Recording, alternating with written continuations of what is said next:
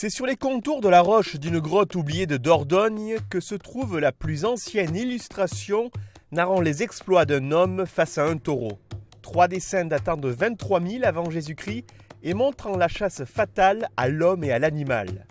Une image universelle du taureau qui va se répandre sur un territoire bien plus vaste que l'on croit. Elle est répertoriée, mais personne ne la connaissait pratiquement. Elle a été trouvée récemment, elle a été découverte en 1958, si je me souviens bien. Donc elle a été étudiée par André Leroi-Gourhan la même année. Et un autre anthropologue a fait une étude dessus en 62. Et depuis 62, plus personne ne s'est intéressé à ces 3 œuvres. C'est le Villars, Roc de Serre, bon, Lascaux, oui, évidemment, mais plus personne ne les a mis en rapport, les 3. Et bon, donc déjà, il a fallu que je la trouve, et c'était pas évident parce qu'il existait une série de photos qui avaient été faites il y a très longtemps, de pas très bonne qualité. Dans les musées de France, elle n'est pas répertoriée, elle n'y est pas. Bon, et je ne savais pas si elle existait ou pas, quoi. Et j'ai eu de la chance de trouver un dessin. La grande chance, c'est que c'est une grotte privée. Donc des propriétaires privés, pas l'État, parce que si vous tombez sur l'État et les musées, vous ne faites pas un cliché, c'est épouvantable. Alors que le propriétaire privé de la grotte, tout de suite, a été enchanté de me la montrer et de faire ces reproductions, donc des photos de qualité posées en basse vitesse pour montrer ce patrimoine. Pour le propriétaire de la grotte, c'était très émouvant aussi, parce que pour la première fois, il y avait quelqu'un qui venait pour cette peinture, parce que c'est une grotte géologique magnifique, Villars, qui est réputée pour être une des plus belles grottes géologiques en France. Personne n'y va pour voir les peintures. Il y a celle-là et 3 autres, il n'y a rien du tout. Donc les gens ils passent devant sans la voir. Et je lui ai dit, mais pour nous, ça c'est le tombeau du Christ, quoi. C'est encore plus important.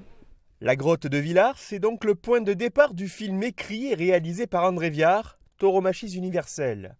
Un documentaire de 70 minutes, récemment présenté à Nîmes, et qui retrace l'histoire de la tauromachie à travers ses origines mythologiques, religieuses et culturelles. Il a le mérite de montrer que justement c'est un art qui est noble. On voit cet art au travers du taureau et autour du taureau, présent dans l'Europe entière, que ce soit l'Europe du Nord et l'Europe du Sud, au travers des siècles également, et avec toutes les dimensions. On voit très bien que la tauromachie aujourd'hui, le taureau en tant que tel, il y a une dimension historique, une dimension patrimoniale, une dimension environnementale, et même en filigrane, on voit et on appréhende la dimension économique. Et je trouve que ce film est très bien fait, il va être destiné d'ailleurs au grand public, à tous ceux qui ne comprennent pas ou n'appréhendent pas toutes ces dimensions tauromachiques. Et je pense notamment à notre jeune public. Je disais ce matin que plutôt que d'effacer certaines fresques dans certaines écoles, on ferait mieux de me présenter ce film. Après, chacun fait son idée. Chacun peut avoir une idée, qu'elle soit négative ou positive. Mais je trouve que ce film a le mérite de montrer toutes les facettes de la tauromachie, du taureau en tant que tel. Et c'est une très bonne chose. Je vais vous faire un aveu, moi je suis toujours ému quand je le regarde parce que moi ça me parle énormément, je suis torero à l'origine et bon en plus je sais le travail que ça a représenté.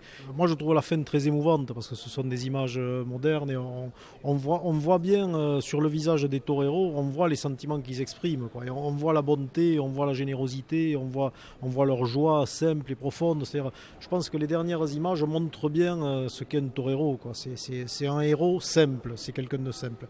Et moi ça m'émeut. Voilà, tout simplement. Des cultures taurines défendues par leur observatoire national, créé en 2008, qui a obtenu 3 ans plus tard l'inscription de la tauromachie au patrimoine immatériel culturel français. L'ONCT, coproducteur de ce film avec l'UVTF, entend proposer et montrer Tauromachie universelle au plus vaste public afin de briser les idées reçues sur la tauromachie. Ce documentaire est capable de convaincre les personnes qui se posaient des questions. En fait, la grande réussite de ce documentaire, c'est que si, avant de le voir, on avait des doutes ou des questions concernant la mort de l'animal, mais aussi la mort du torero, les réponses sont faites dans ce documentaire. Et puis ce documentaire nous ramène et nous renvoie tout simplement à notre existence.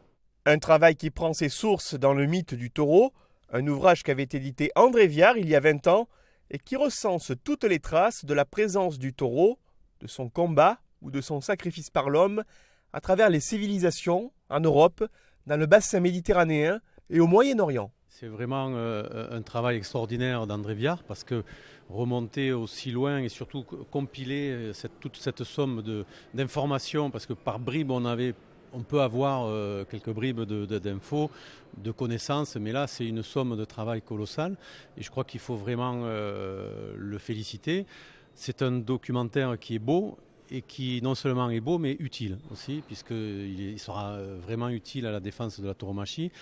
Inculquer aux gens qui ne connaissent pas cette culture, cette origine, le fait qu'on remonte à 23 000 ans, donc c'est pas rien, et c'est pas comme certains le disent, quelque chose de tout récent, d'un siècle ou deux. Voilà. Alors, le plus difficile, ça a été de choisir, parce que j'avais de quoi faire 3 heures de film. Et après, effectivement, il y a des documents d'une beauté poignante qui n'étaient pas connus. Par exemple, dans la culture celte, le chaudron de Gundestrup, qui appartient à l'Europe centrale, qui est du IIIe siècle, avant Jésus-Christ. Vous avez le héros celte par excellence qui combat 3 taureaux. Alors on le reproduit 3 fois, mais c'est le même qui combat 3 taureaux. C'est un chef-d'œuvre. C'est de l'or repoussé. Enfin, c'est d'une beauté absolue. Les 2 œuvres les plus porteuses de sens, indépendamment du chasseur de Villars, c'est l'image de Melkart qui donne une estocade et qui date de 7 siècles avant Jésus-Christ à Cadix. C'est-à-dire, si on l'a fait à Cadix, c'est qu'on faisait comme ça. On l'a gravé là, parce qu'ils ne l'ont pas gravé en Phénicie, ils l'ont gravé à Cadix. Donc ça, c'est fondamental. Et ensuite, évidemment, l'image du bestiaire romain qui met une estocade qui est complètement contemporaine et qui illustre ce que raconte Ovide au 1er siècle de notre ère. C'est-à-dire, Ovide raconte Carpoforo, il utilisait un drap rouge pour appeler le taureau et le tuer d'un coup d'épée, quoi. Il avait inventé le récibire. Une culture ancrée dans des traditions aux racines millénaires et dont l'illustration est également apportée au travers d'une exposition itinérante présente à Carré d'Art jusqu'au 17 janvier et que le grand public retrouvera à la Chapelle Sainte-Anne à Arles pour la Feria de Pâques. Moi, je me suis lancé dans l'aventure de l'élevage il y a 7 ans maintenant. Jusqu'à présent, je n'ai jamais douté parce que c'est vraiment une passion. Et je crois qu'en voyant ce genre de documentaire, je doute encore moins et j'ai encore plus de conviction que ce que nous faisons, l'élevage du taureau brave, c'est une source d'écologie, une source de sauvegarde de l'environnement et de respect surtout de l'animal. Parce que quand on voit certaines images, effectivement, et ne serait-ce que les chiffres que le documentaire met en avant, sur des centaines de milliers de bêtes qui sont abattues dans les abattoirs, pour quelques centaines ou un millier de taureaux tués dans les arènes, avec la vie qui va avant, la naissance toutes les naissances qui sont engendrées par l'élevage, je crois que ça ne peut que nous convaincre de continuer dans cette aventure.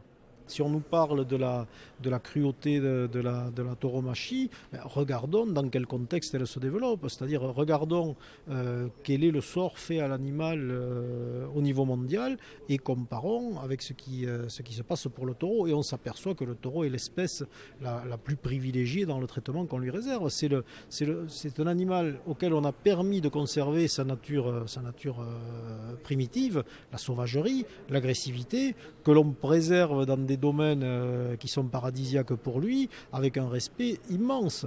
Toutes les autres espèces, à part le loup, le lynx, qui sont en voie de disparition parce qu'on les a massacrés, parce que c'était des nuisibles, toutes les autres espèces ont été domestiquées et transformées en usines à viande ou à lait, quoi. Donc l'animal le plus respecté, c'est le taureau.